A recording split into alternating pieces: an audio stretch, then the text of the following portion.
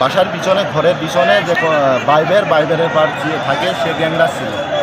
তখন একটা আমার চাচাতো ভাই নামাজ পড়ে বাড়ির দিকে যাচ্ছিল, আর আমরা তারাবির নামাজ পড়ে দোকানের পার বসে কায়দা আজম, আমি এবং কি আনো কাকা তিনজন বসে গল্প করি। গল্পের মাধ্যমে যখন আমার চাচাতো ভাই দৌড়াতে যাওয়ার পরে বলে, তখন আমরা তিনজন প্রথম যাই। যাওয়ার পরে আস্তে আস্তে লোক জড়ো হয়।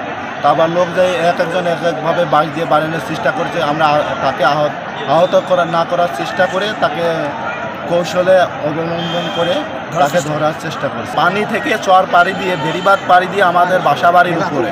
না, এখন চুপচাপ আছে, মাঝে মাঝে পানি দেওয়া লাগতেছে এই আর কি। আমি ওই যে আমাদের উদ্বোধন কর্তৃপক্ষ জানাইলো এবং টিএনও স্যার জানাইলো, শৈলকুপা টিএনও মহোদয়, যে এরকম নাকি খুলুমবাড়িতে একটা ধরা পড়ছে কুমির। পরে আমি খবর পাই, পরে আপনার ওখানে দায়িত্ব ছিল যে চেয়ারম্যান নজরুল ইসলাম সাহেব, উনি মোটামুটি ট্যাকেল দিয়ে জনগণকে করাই আমার বলে যে আপনি দ্রুত থানায় নিয়ে যান, আমরা এখানে ট্যাকেল দেওয়া যাবে না। হাজার হাজার লোক। পরে আমি ওসি সাহেবের রিং দিলাম, পরে কয়েকটি ঠিক আছে নিয়ে আসেন, ওই থানায় এনে রাখছি। এখন আমাদের রেস্কিউ টিমটা আসলে আমরা দিয়ে দেবো।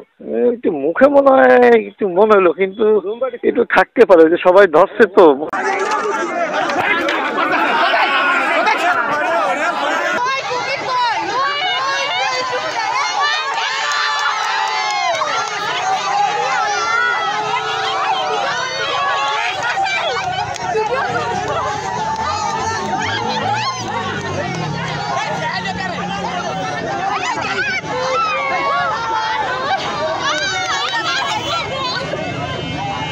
সব মশার বিরুদ্ধে সুরক্ষা দিতে এলো বসুন্ধরা এক্সট্রিম অ্যারোসল। মশার বিরুদ্ধে এক্সট্রিম সুরক্ষা।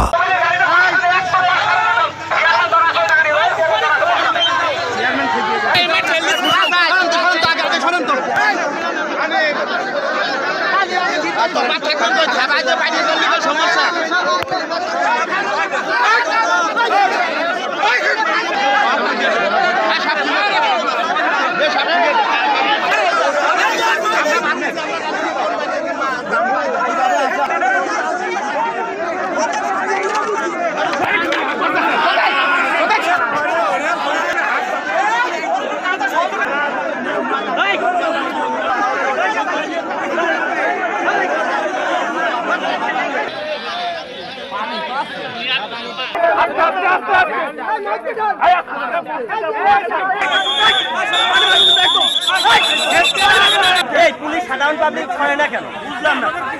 পুলিশও ফুটেজ করতে পারত।